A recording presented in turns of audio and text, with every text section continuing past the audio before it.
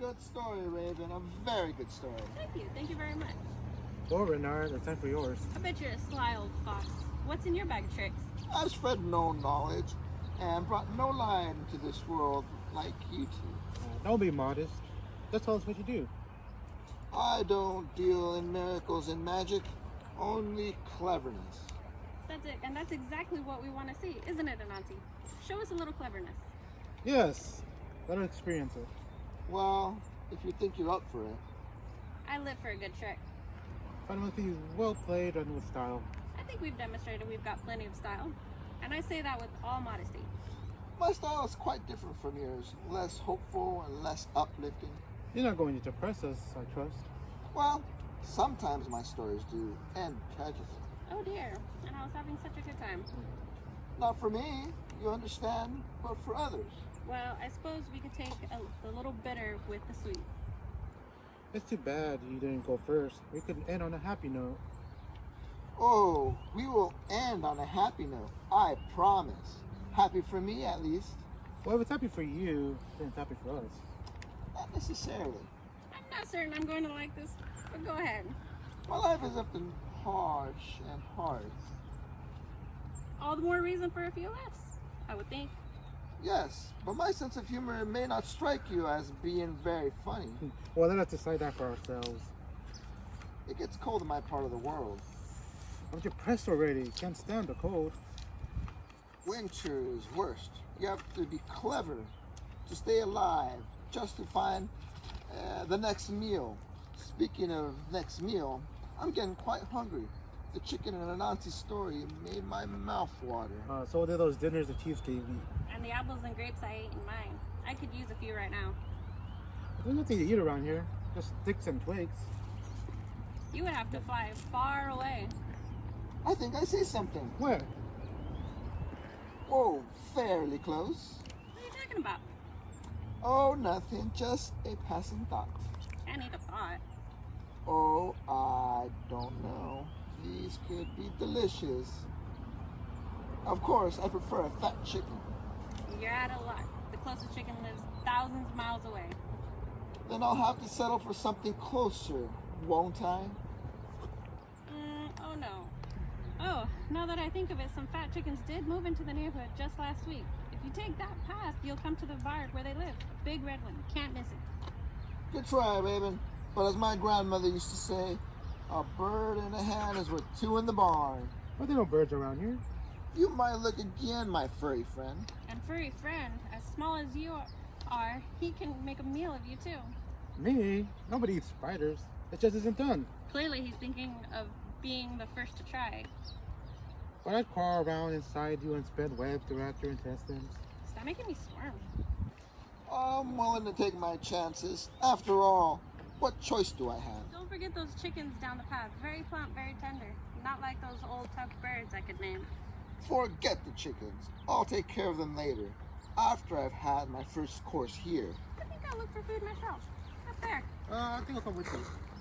But good friends, don't you want to hear my story? I'm next.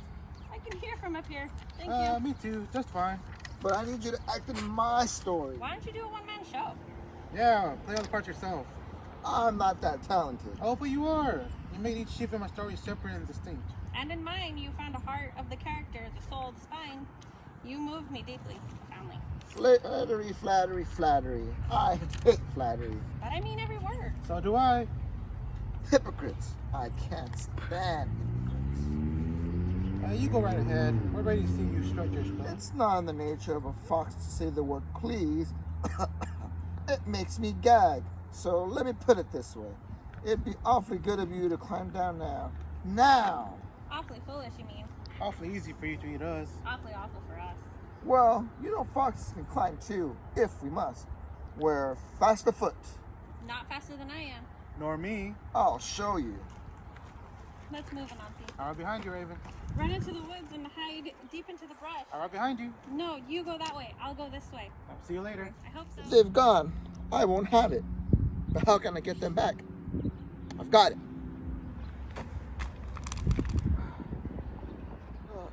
I've broken my neck. Yes, definitely broken. They say that could be fatal.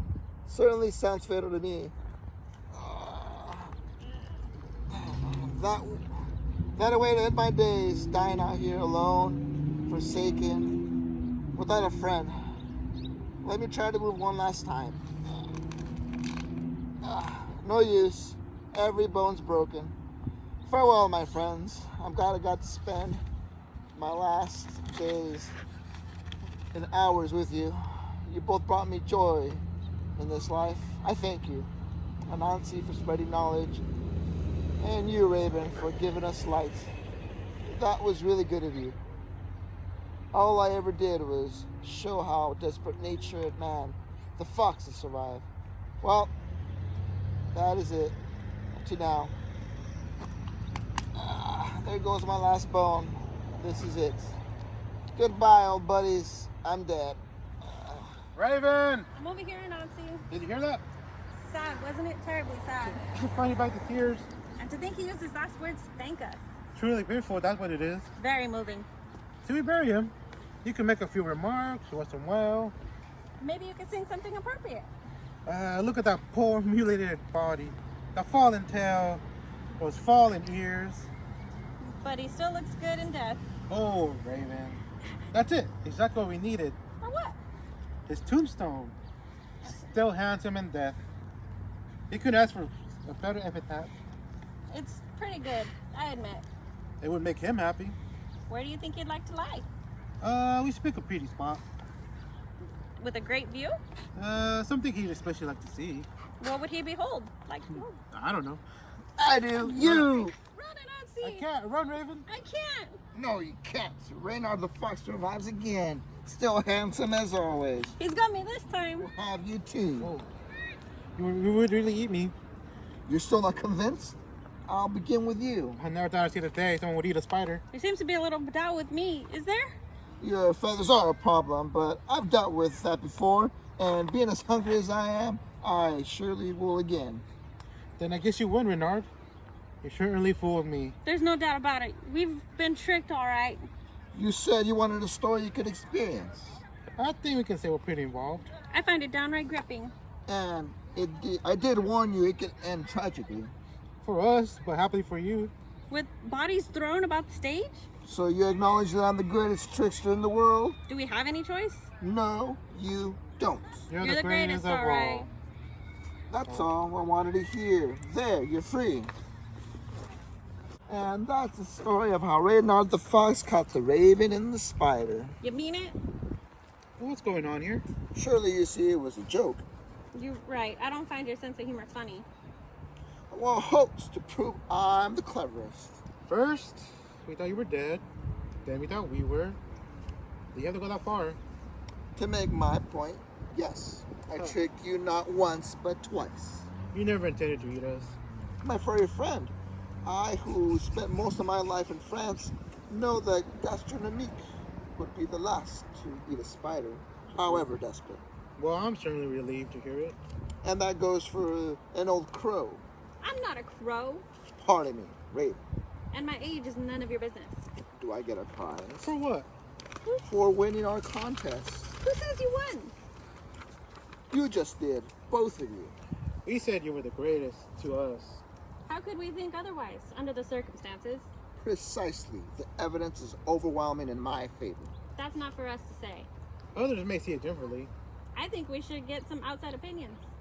But clearly anyone who saw the trick pulled just now could never doubt my supremacy. Easy for you to say. Let's find out. Let's ask.